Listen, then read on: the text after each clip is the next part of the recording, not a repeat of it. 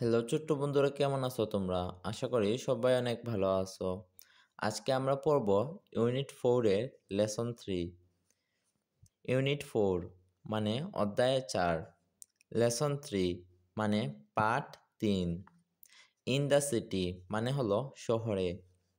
What do you see in the picture মানে হলো তুমি এই ছবিতে কি দেখতে পাচ্ছ। Say the names of things and objects that you C.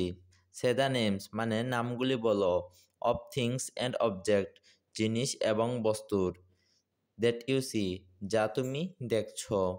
এইখানে তুমি যা যা দেখছো সব কিছুর নাম বলার জন্য বলছে।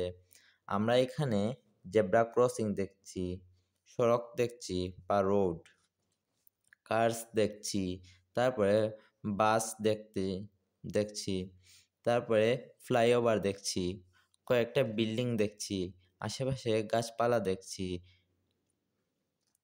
আচ্ছা, তারপরে লেসন 3 মানে পার্ট 3, ইন দ্য সিটি মানে শহরে। ইউনিট 4 অধ্যায় 4, লুক লিসেন অ্যান্ড সে তাকাও শুনো এবং বলো। লুক মানে তাকাও, লিসেন মানে শুনো, অ্যান্ড মানে এবং, সে মানে বলো। হোয়াট ইজ দিস টিচার বলছে হোয়াট ইজ দিস মানে এটা কি। তখন স্টুডেন্টরা উত্তর দিছে এ জেব্রা ক্রসিং মানে একটা জেব্রা ক্রসিং। কন্টিনিউ মানে এরকম চালিয়ে যাও। পয়েন্ট অ্যান্ড লুক বিন্দু করে দেখাও এবং দেখো। Ask and answer in pairs মানে জিজ্ঞাসা করো এবং উত্তর দাও। ইন পেয়ার্স মানে হলো জোড়ায়।